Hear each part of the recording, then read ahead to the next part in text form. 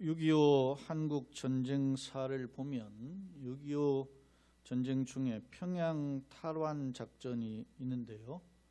평양에 제일 먼저 입성한 부대가 어디인지 소개되어 있습니다. 미군의 경우 제7기병사단 5기병 연대가 동평양에 제일 입성했다라고 기록되어 있고, 국군의 경우는 국군 제1사단 15연대가 1950년 10월 19일에 평양 본성에 제일 먼저 입성했다라고 주장합니다. 어느 부대가 저 먼저냐 이거의 주장에 보면 백선엽 장군 돌아가신 분 있죠. 이분의 과와 공에 대한 논란이 있죠. 일제에 또 소위 친일 행적이 있고, 또 반대로 6.25 전쟁 때는 또 전쟁의 또 영웅이기도 하고, 그래서 이분의 과와 공에 대한 논란이 있어서 최근에 돌아가셨을 때 우리 동작동에 있는 국립현충원에 안장되지 않고 대전에 있는 현충원에 안장되었는데 그것도 논란이 있었잖아요. 저는 그것에 그분을 거론하고자 하는 게 아니고, 그분이 쓴 군인과 나라는 그 자서전의 내용 중에는 그 자신의 부대가 제일 먼저 평양 입성했다 이렇게 주장한다는 거 합니다. 다시 말해서 미군이나 우리 국군이 평양 탈환 작전에서 내가 제일 선봉이야 이렇게 주장한다는 거죠. 그 이유는 군인으로서 국가의 어떤 위기를 극복하는데 최선봉에 섰다라고 하는 용맹성, 희생 정신을 드러내는 일에 선봉이라는 것을 종종 사용한다는 것입니다. 사랑하는 성도 여러분, 오늘 군 생활을 하신 분들도 잘 아시지만 군 생활을 보면 군 부대에서도 우리는 선봉사단이다, 선봉연대다, 선봉대대다, 선봉중대다, 이런 말을 많이 해요. 선봉소대다 이렇게 우리가 제일 먼저 전쟁에서는 앞장서고 그런다. 그런 표현이 있잖아요. 우리가 제일 먼저 들어가고 제일 나중에 나온다, 이런 것처럼 그 용맹성, 선봉은 앞장선다라는 것은 매우 중요한 의미를 가지고 있는 것이 사실입니다. 사실 군 부대만 이런 것은 아닙니다. 세상 속에서 살아가면서 어떤 일에 앞장선다는 것은 매우 쉬운 일이 아니에요. 간단치 않아요. 최근에 우리가 코로나19로 통해서 이제 세상이 전전긍긍하니까 백신이 이제 개발이 되어서 접종하는 가운데 있잖아요. 그런데 이제 단기간 내에 충분한 어떤 임상 이런 것들을 통해서 신뢰가 확보되지 않은 상황에서 백신을 접종하다 보니까 백신에 대한 그 어떤 소위 부정적인 네거티브한 생각들이 많아요. 그러니까 그것을 거부하는 사람이 있습니다. 아니 어떤 경제적으로나 어떤 의료적으로 좀 후진국인 경우에는 그냥 앞다퉈서 그냥 그거라도 달라 그래서 맞는데, 상당수 이게 소위 선진국으로 부여지는 국가에서는 거부한다는 그 불안감이 있으니까, 그래서 그럼에도 불구하고 앞장서서 내가 솔선수범해서 맞겠다, 어느 국가에는 총리나 대통령 이런 사람들이 앞장서서 맞는 모습들이 보여지는 까닭이 뭡니까? 걱정 말아라 이렇게 소위 안전을 담보하는 그것을 행위를 보여주는 거잖아요. 이처럼 선봉에 선다는 것은 쉽지 않는 용기와 결단이 필요한 것임을 알 수 있습니다. 사랑하는 여러분, 오늘 우리가 여호수아 1장 12절 18절의 말씀을 읽었는데요. 이 말씀은 여호수아가 모세의 후계자가 된 직후의 상황임을 알 수 있어요.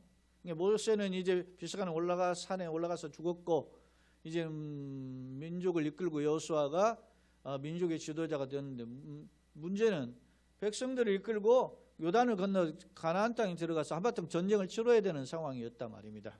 그 전쟁을 목전에 앞두고 당시 지도자였던 여호수아가 오늘 12지파 중에서 루벤과 갓지파 그리고 므낫세의 절반 지파에게 너희가 이 전쟁에서 선봉에 설 것을 주문하고 있다라는 사실입니다.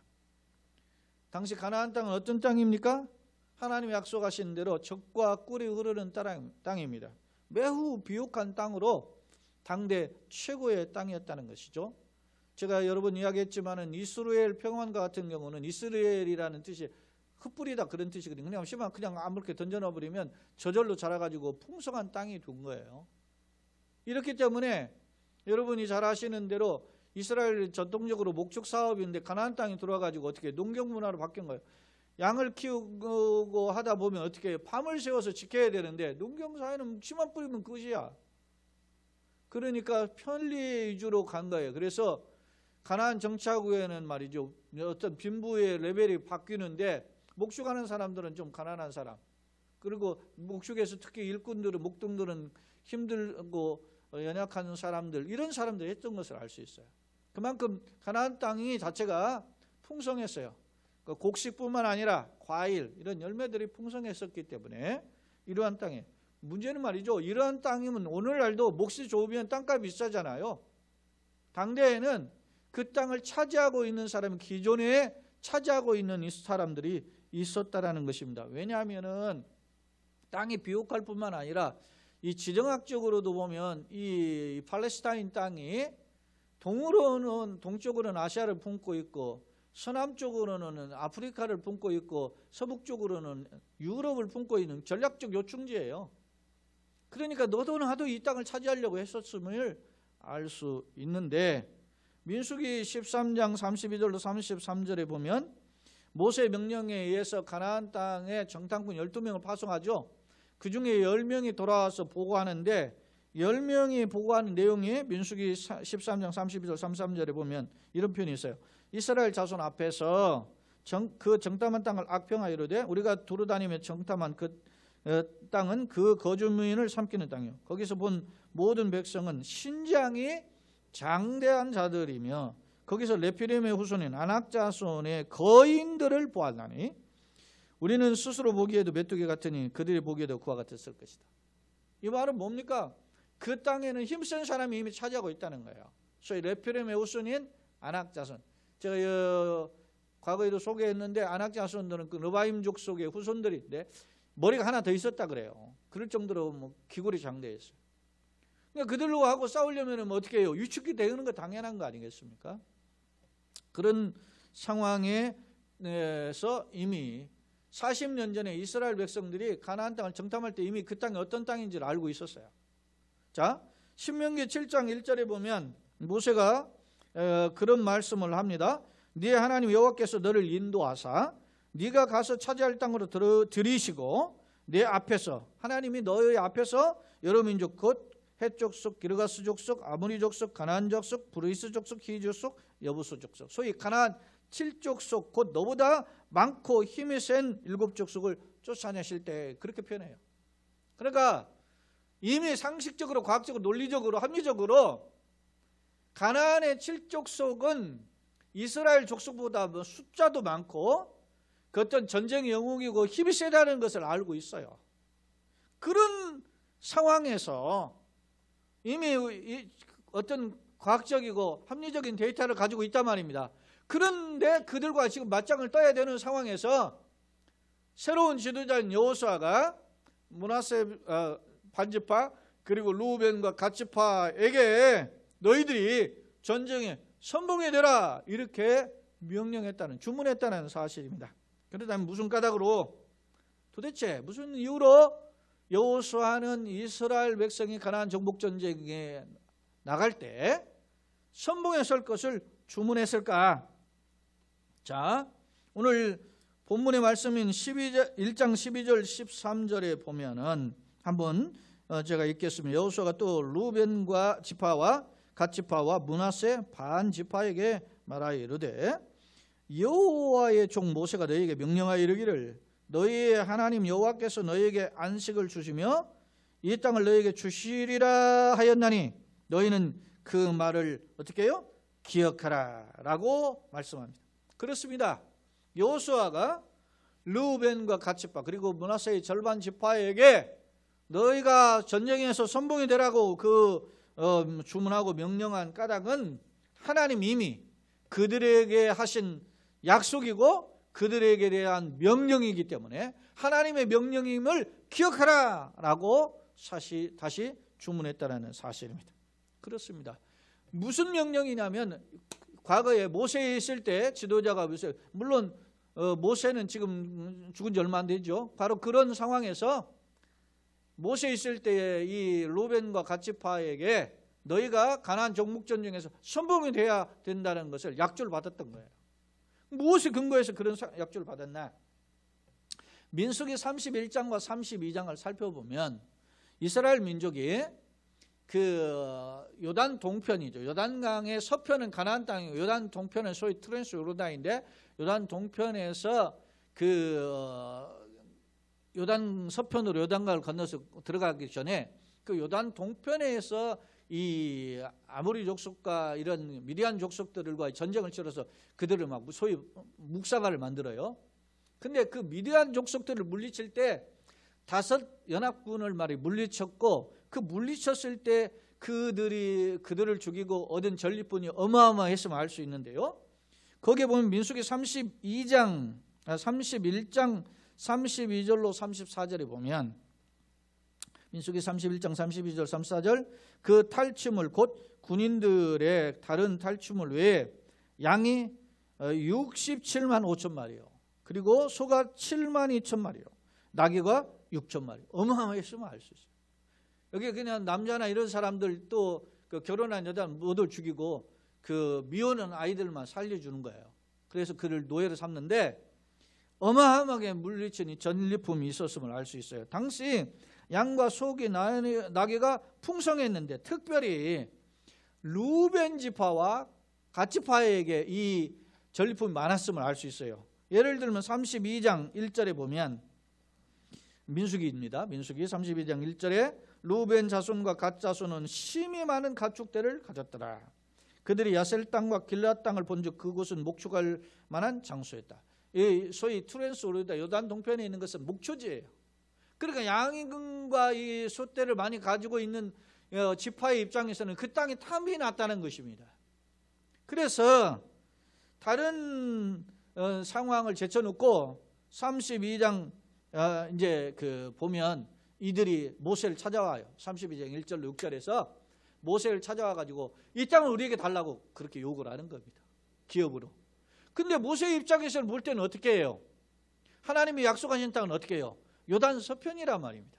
그러니까 모세가 화를 내요. 32장 7절에 하는 말씀을 모세의 이야기를 들어보면 너희가 어찌하여 이스라엘 자손에게 낙심하게 하여서 여호와께서 그들에게 주신 땅으로 건너갈 수 없게 하려 하느냐 하면서 이 두 지파에게 엄히 책망하는 것을 알 수 있어요. 과거에 그러면서 이야기를 그 32장 그 7절 이후를 쭉 읽어보면 과거에 40년 전에 가데스 바네아에서 12명의 정탐꾼을 보냈는데 10명이 돌아가지고 여호수아 갈렙을 제외한 10명이 악평을 해가지고 이 이스라엘 백성이 부안해동해가지고 밤새 원망을 하다가 하루 탐지한 나라 하루를 1년 삼아가지고 40년 동안 정확히 만 38년이에요. 38년 동안 광야에서 고통당하다가 그 기간 동안에 성인 20세 이상은 모두 다 죽었단 말입니다. 그런 상황이 있었는데 내가 지금 전쟁에 들어가야 될 상황인데 전쟁을 지금 코앞에 놔두고 있는 거예요. 지금 요단 동편을 건너서 요단강을 건너서 들어가야 되는 상황인데 아니 말이지 이놈들이 여기서 머물겠다고 하니까 모세가 화가 나가지고 말이지 너희가 이 백성을 낙심에게 빠져가지고 결국 말이지 그때처럼 이 민족을 막 요단강 못 건너고 가나안 땅 못 차지하게 만들 거 아니냐 막 하고 막 엄히 책망을 한 거예요. 그러니까 이때 이 루벤과 갓 지파가 이렇게 모세에게 확약을 합니다. 우리가 전쟁에 요단을 건너서 전쟁에 나갔을 때 제일 먼저 선봉에 서겠습니다. 그리고 가나안 땅을 정복한 뒤에 그리고 형제들이 다른 지파죠. 다른 지파가 그 가나안 땅을 차지하면 우리가 그 다음에 돌아와서 이 땅을 기업으로 차지하겠습니다. 그렇게 이야기를 한 거예요. 대신 이 땅을 목초지로 우리를 주세요.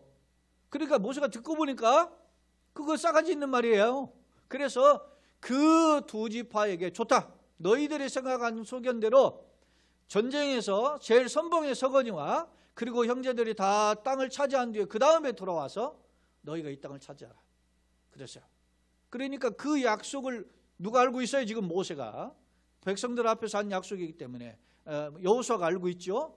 모세는 떠났고 여호수아가 이제 전쟁을 치르기 전에 이제 이 므낫세와 르벤 지파와 므낫세 반지파와 르벤 갓지파를 만나게 된 겁니다. 특별히 당시 상황은 어떤 상황이냐면 여호수아 1장 11절에 보면 그런 표현이 있어요. 여호수아가 진중을 두루 다니면서 그 백성에게 명령하여 이르기를 양식을 어떻게 해요? 준비하라. 전쟁하기 위해서 필요한 양식이 필요하죠. 그리고 사흘 안에 너희가 이 요단강을 건너서 너희 하나님 여호와께서 너희에게 주사 차지하게 하는 땅을 차지하기 위하여 들어갈지. 사흘 뒤면은 사흘 안에는 우리가 들어간다.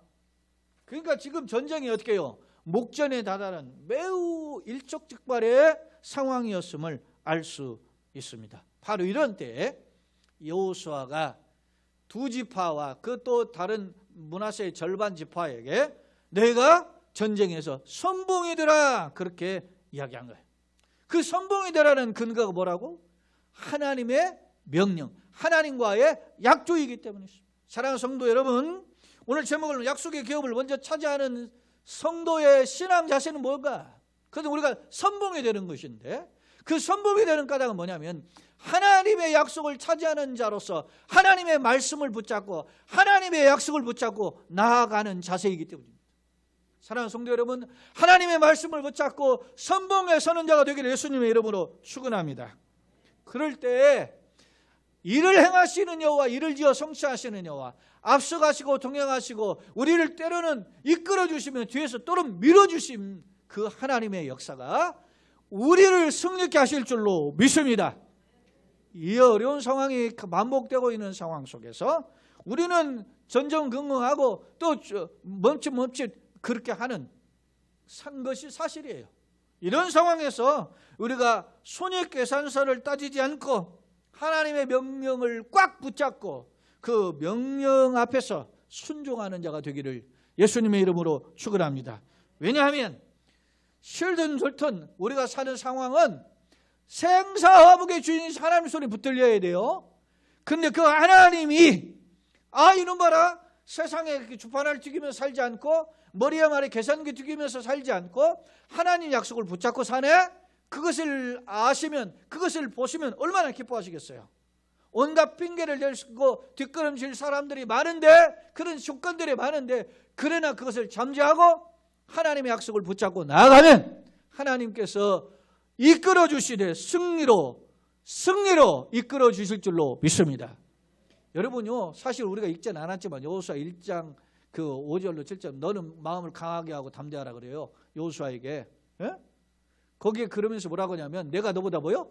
앞서가서 하나님이 여호수아보다 앞서갈 거예요. 생각해 보세요. 당시 이스라엘 백성들이 지도자는 누구였어요?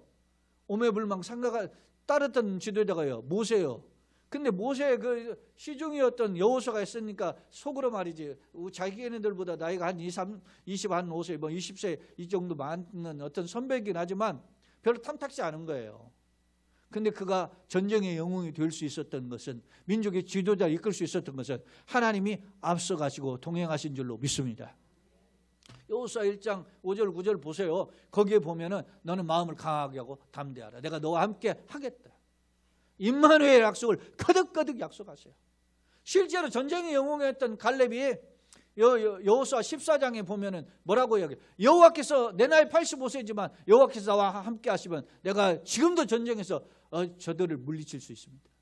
그래서 가나안의 7족속이 차지한 땅 중에서 가장 강력한 그 족속이 차지하고 있는 땅이 어디냐면 소위 히타이트 족속, 헷 족속이라고 우리 성경에 나와 있는데 세계 최초의 철기 문명을 가지고 있던 족속이 차지하고 있었던 땅, 헤브론 땅을 아낙사손들이 차지하고 있었던 땅을 누가 차지했어요? 갈렙과 그의 후손들이 차지했어요. 사랑하는 여러분, 주님 앞에 주의 약속을 붙잡고 주의 명령을 꽉 붙잡으면, 선봉이 되고자 하면 주님이 승리의 길로 이끌어 주시는 줄로 믿습니다. 그 승리의 걸음을 맛보는 우리 모두가 되시길 예수님의 이름으로 축원합니다. 아멘. 자, 사랑하는 여러분, 당시 지도자였던 여호수아는 루벤과 갓지파, 므낫세 반지파에게 하나님의 명령을 상기하며 선봉에 서라고 했는데, 선봉에 서야 하는 이유가 있어요. 왜 이유가 있느냐? 그 말씀을 먼저 그 내용을 우리가 간략하게 정리해 보면 14, 15절 한번 보겠습니다. 14, 15절에 너희의 처자와 가축은 모세가 너희에게 준 요단 이쪽 땅에 머무르려니와 너희 모든 용사들은 무장을 하고 너희 형제보다 어떻게 해요? 앞서 건너가서 그들을 돕되 여호와께서 너희를 안식하게 하신 것 같이 너희의 형제도 안식하며 그들도 너희의 하나님 여호와께서 주시는 그 땅을 차지하게까지 하라. 그리고 너희는 너희 소유지 곧 여호와의 종 모세가 너희에게 준 요단 이쪽 해돋는 곳으로 돌아와서 그것을 차지할지니라 라고 명령하고 있음을 알 수 있습니다. 그렇습니다. 여호수아는 므낫세 반지파와 루벤 갓지파에게 이 무시무시한 전쟁에 선봉에 서서 명령한 까닭은 너희 자신이 기업을 얻고 동시에 너희 형제들도 너희로 말미암아 기업을 얻고 그런 함께 민족 공동체가 같이 사는 통로가 되기를 원했던 것입니다. 사랑하는 여러분, 나만 잘 사는 게 아니라 나로 인해서 나의 형제나 나의 가족과 나의 이웃이 행복해지는 통로가 되기를 예수님의 이름으로 축원합니다. 다시 말하면 이 두 지파와 반을 이스라엘 민족의 축복의 통로가 되기를 위해서 모세는 그들에게 여호수아는 그들에게 선봉에 설 것을 주문했던 것입니다. 보세요. 자, 16절에 보면은 그들이 뭐라고 대답하는지 보세요. 그들이 여호수아에게 대답하여 이르되 당신이 우리에게 명령하신 것은 우리가 뭐 다 행할 것이요 당신이 우리에게 보내시는 곳에 우리가 다 어떻게 해요? 가리이다. 하나님의 명령을 따라서 여호수아의 명령은 이미 선배 지도자였던 모세의 명령이고 그 모세의 명령은 이미 하나님의 뭐요? 명령임을 깨닫고 우리가 그 명령을 다 지켜 행하겠다. 사랑하는 여러분요, 우리가 그런 말이 있지 않습니까? 화장실에 들어갈 때와 나올 때가 다르다고. 에? 이미 그들은 가나안 요단 동편 땅을 냈어요. 그때 뿐이지 뭐 지금 상황이 좀 달라졌잖아. 핑계 댈 수 있는데 그들은 어떻게 해요? 전쟁에 선봉에 설 것입니다. 그리고 형제가 기업을 얻을 때까지 선봉에 서는지를 게을르지 않겠습니다. 선봉에 선다는 말은 말이요, 언제 죽을지 모르는 거예요. 여러분 잘 아시죠? 다윗이 바세와 이렇게 소위 간통하고 그 바세바의 남편인 우리야 그 자기의 죄를 감추기 위해서 우리아를 데려다가 어떻게 해요? 같이 잠자를 하겠는데 우리아가 거부하잖아요. 에? 내가 내 친구들 내 동족들의 말이 지금 전쟁장에 있는데 내가 여기서 이렇게 한가하게 그럴 수 있습니까? 그러니까 안 되겠다. 이걸 감출 수 있는 타이밍을 놓쳐야. 그러니까 다윗이 요압 장군에게 이 우리아를 전쟁에 모압과의 싸움에서 제일 선봉에 암몬과의 싸움에서 제일 선봉에 서게 만들잖아요. 그래서 그거 죽게 만들죠. 선봉에 선다는 것은 죽음을 각오할 일입니다. 선봉에 선다는 건 어떤 일을 만날지 모릅니다. 그러나 오늘 이스라엘 지파 중에 약속의 기업을 차지하려던 그 루벤과 갓지파는 선봉에 설 것을 다짐하고 있다는 사실입니다. 사랑하는 여러분, 현대는 이기주의가 팽배한 시대입니다. 자기만을 강조하고 자기만을 주장하고 자기만을 소위 말하면 자랑하는 사기피할 시대입니다. 바로 이러한 시대에 이러한 세속주의적인 이기주의적인 생각이 교회 안에 가정 안에 깊숙이 침투되어 있어요. 그래서 자기만 알아요. 그게 미성숙한 거죠. 그런데 말이죠, 이러한 상황 속에서 오늘 교회는 성도는 어떤 영적 자세를 취해야 되는가? 오늘 나의 행복도 중요하지만 나를 통해서 나의 가족과 나의 이웃의 행복도 소중하다는 사실을 통해서 내가 그들의 행복을 위해서 앞장서야 됨을 성경은 교훈하고 있다는 사실입니다. 그렇습니다. 내가 받은 축복이 나로만 그쳐서는 안 되고 한 걸음 더 나아가 나의 가족과 나의 친척과 나의 이웃과 민족과 더 나아가서 5대양 6대주가 함께 누리는 내가 받은 축복이 흘러넘쳐야 된다는 사실을 성경은 교훈하고 있습니다. 바라기는 우리가 가진 지식이나 달란트나 그리고 우리가 가진 재물이나 우리가 가진 어떤 건강과 또 사회적인 어떤 명성이 내 아이의 행복뿐만 아니라 나의 이웃의 행복, 내 가족의 행복, 더 나아가 세계의 행복으로 이어지는 통로가 되기를 예수님의 이름으로 축원합니다. 자신의 부호, 자신의 행복, 자신 것만을 자랑하는 것은 지극히 어리석은 사람이고 그 지극히 어떻게 해요? 이기주의인 사람이며 졸부에 불과한 것입니다. 그러나 하나님은 우리의 있는 복이 흘러차고 넘쳐서 이웃에게 넘쳐나가기를 원하십니다. 그런 교회로, 한국 교회로 다시 거듭나는 계기가 되기를 예수님의 이름으로 축원합니다.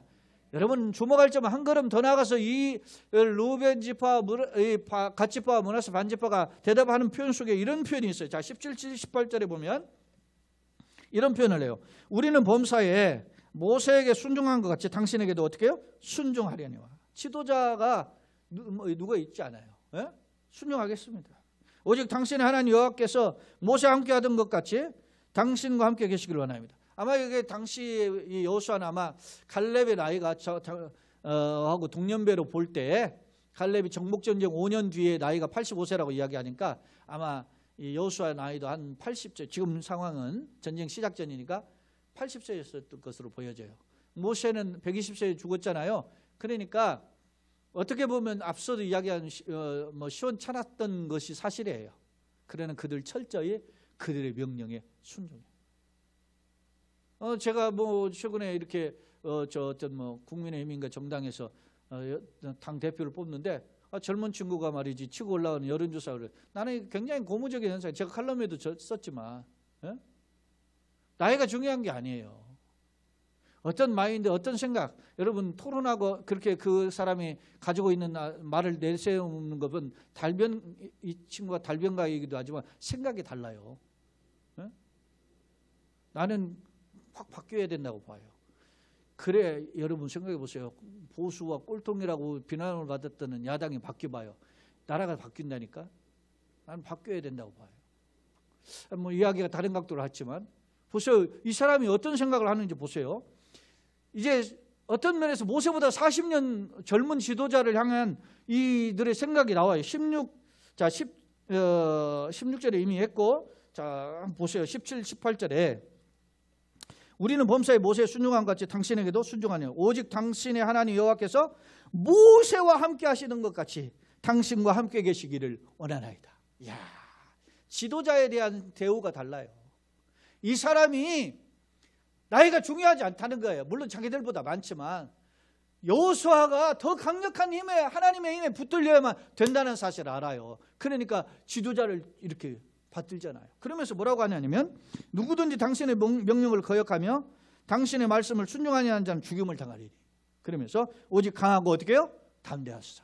하나님이 이 여호수아에게 명령한 것처럼 이들이 그렇게 기대하고 소망했다는 거예요. 사랑하는 성도 여러분, 오늘 우리가 어떤 이런 우리의 어떤 차기 지도자는 우리는 어떤 삶에서 우리의 젊은이들 같은데 이러한 일꾼을 기대하고 기대해주고 기도해주는 것 축복의 통로인 줄로 믿습니다. 그렇습니다. 옛날에 그런 말이 있잖아요. 에이, 너 학교에서 어느 교장 선생님이 나의 비전이라고 하는 것을 말하라고 하니까 어느 학생이 우리가 여러분 잘 알고 계시는 이야기인데 딱 나와가지고 15년 뒤에 나의 비전을 이야기하라고 하니까 뭐라고 하냐면 저는 거지가 되겠습니다. 그렇게 이야기를 하더라는 거예요. 그래서 교장 선생님 따로 불러서 너 왜 그렇게 그런 생각을 부모님 이렇게 물어보니까 집에서 말이지 부모님이나 이렇게 어머니가 착히 막 늘 이야기하래. 에이 빌어먹을 놈아, 이 빌어먹을 놈아. 그래가지고 나는 빌어먹을 놈밖에 안 되는가 보다 생각해서 거지가 되려고 그럽니다. 그랬대. 예? 그래서 우리가 그런 말 때문에 제가 그런 표현을 예전에도 한 적 있잖아요. 이 예수 믿고 복 받을 놈아, 이 예수 믿고 잘 형통할 놈아, 할렐루야. 그런 표현이 필요하다는 것입니다. 그런데요, 이 루벤 지파, 갓 지파, 므낫세 반 지파가 여호수아를 향한 그 생각 마인드가 이렇게 건강해요. 그러니 전쟁의 선봉에 서는 겁니다. 그러니 약속의 땅을 차지할 수 있는 것입니다. 사랑하는 성도 여러분, 오늘 나는 어떤 축복의 통로가 되기를 원합니다. 내 자신은 물론 나의 가족과 내 친척, 그리고 더 나아가서 민족의 공동체, 더 나아가서 세계가 함께 복을 받는 그런 통로가 되기를 소망하는, 그래서 결국 그 주인공이 되는 우리 모두가 되시기를 예수님의 이름으로 축원합니다. 선봉에서는 아름다움이 여기 있음을 성경은 소개하고 있습니다. 사랑하는 성도 여러분, 말씀의 결론입니다. 그러면 나의 모습은 과연 어떤가? 오늘 말씀의 거울에 비추어서 내 모습을 비춰볼 때 나는 과연 어떤가 되돌아보게 됩니다. 정확히 20년 전 2001년 9월 11일에 미국의 뉴욕의 110층짜리 세계무역센터라는 건물이, 쌍둥이 건물이 알카이다라는 이슬람 테러 집단의 항공기 테러에 의해서 와르르 무너졌어요. 그런데 그 당시 110층짜리 건물이 약 1시간 정도 이렇게 딜레이 타임을 가지고 있다가 무너졌는데, 두 건물이 무너졌을 뿐만 아니라 이 건물이 무너지는 여파로 47층짜리도 하나 무너졌고 22층짜리도 완화로 무너졌는데, 이때 당시 사람들은 그 무너지는 게 바로 당장 무너지는 게 아니고 그 텀이 있었기 때문에 그 건물에서 빠져나와서 막 탈출하는 그런 그 소위 아비규환의 현장이 있었다는 것입니다. 제가 기억하기로는 이게 있지 않는 게, 제가 그 강원도 태백 정선에 그 소위 그 옛날 남대윤 우리 그 집사가 그 길로 이사 갔는데 그걸 제가 신방을 갔어요. 그래서 청량리에서 열차 타고 가다가 이 소식을 들은 기억이 있어요. 근데 그때 사람들이 막 살기 위해서 막 필사적으로 막 달려서 이 소위 말하면 무역센터를 등지고 도망갔는데, 오히려 반대로 무역센터를 향해서 막 뛰어들면서 란 하면서 외치면서 무역센터를 향해서 뛰어갔던 사람들이 있었다는 거예요. 그 사람들이 소방관들이었어요. 뉴욕의 소방관들인데, 이 사람들은 무너지는 무역센터를 향해서 다른 사람들 필사를 하고 도망가지만 그 사람들을 막 구출해내기 위해서 도망가세요, 정신 차리세요 하면서 그들을 구출해냈는데, 그 선봉에 시민 생명들의 구출에 선봉에 선 사람들이 바로 이 소방관들인데, 자료에 통계에 보니까 9.12 테러에서 죽은 사람들이 모두 2,977명이에요. 어마어마한 사람이 죽었는데 이 두 건물에 무너지는 것동에 깔려서 죽은 사람들 중에 소방관이 무려 343명, 경찰관이 60명이나 죽었다 그래요. 이 사람들은 도망갈 수 있었어요. 살 수 있었어요. 그런데 시민들을 살리고 남은 그 어떤 사람들, 잔류하는 사람들을 살려내 구출하기 위해서 거기에서 그렇게 구출 작업을 하다가 와르르 무너지는 것에 깔려 죽은 거예요. 사랑하는 성도 여러분, 소방관과 경찰의 희생이 얼마나 컸는지를 우리가 보게 됩니다. 그렇다면 나는 어떤 일에 손목이 되는 거예요? 지금 현실은 코로나로 건강 문제뿐 아니라 경제적 상황이 훨씬 어려워요. 내가 이렇게 조심하는 이유가 있어야 될 거 아닙니까? 그 이유가 뭐냐면 예배를 위한 것이지만 세상에 덕을 끼치기 위해서 이렇게 우리가 가래막도 하고 마스크도 쓰고 막 그런 거 아니겠어요? 사랑하는 여러분, 우리가 정작 간과해서는 안 될 일이 있습니다. 사실 사람들은 코로나 때문에 경제적 위기가 찾아오니까 막 못 살겠다 아우성인데, 우리가 사실 좀 더 깊은 영적인 안목을 가지고 들여다보면 이보다 심각한 일들이 세상 곳곳에 펼쳐지고 있어요. 하나님 떠난 우상 숭배는 물론이거니와 특정 국가에서는 막 강력하게 교회를 핍박하는 공산주의가 팽배하고 있고, 그리고 인본주의 팽배, 세속주의 팽배로 인해서 교회와 세속이 말이자 소위 말하면은 어떻게 말이지 유야무야 되는 소위 이런 그런 것이 벌어지고 있어요. 소위 말하면은 말이지 그 종교 다원주의가 팽배하고 있고, 또 교회뿐만 아니라 가정이 무너지고 있는 심각한 현상들이 벌어지고 있고, 이런 영적 혼탁한 현상이 어떤 선진국이든 어떤 개발도상국이든 그런 곳에서 다 나타나고 있는 것이 현실입니다. 그렇다면 우리가 이러한 상황에서 하나님의 사람, 하나님의 백성인 교회에는 또 성도는 과연 어떻게 해야 될까? 말씀을 붙잡고 선봉에 서는 자로 살아야 됨을 오늘 말씀을 교훈하고 있다는 사실입니다. 왜냐하면 나로 인해서 내 자신뿐 아니라 내 가정이, 내가 속한 교회와 그리고 이 세상과 온 세계가 하나님의 은혜를 회복하는 통로가 되어야 되기 때문에, 바라기는 우리는 비록 연약합니다. 우리는 전쟁에 나갈 때 말이지 우리가 사실 대단한 사람 아니잖아요. 세상 조건이 가진 것이 화려하지 않잖아요. 그러나 그럼에도 불구하고 주님 손에 붙들려서 나아갈 때 하나님 우리를 사용하실 줄로 믿습니다. 바라기는 그런 주께서 사용하심으로 내 자신뿐만 아니라 내 가정과 더 나아가서 민족과 세계가 함께 흘러넘치는 복을 받아 누리는 그런 복의 통로로 살아가시는 선복에 사는 주의 축복의 성도여 가정이요 우리 교회 되기를 예수님의 이름으로 축원합니다. 그런 값진 선봉의 희생이 우리 교회를 살리고 여러분을 살리고 더 나아가서 이 땅을 살리기를 예수님의 이름으로 축원합니다. 아멘.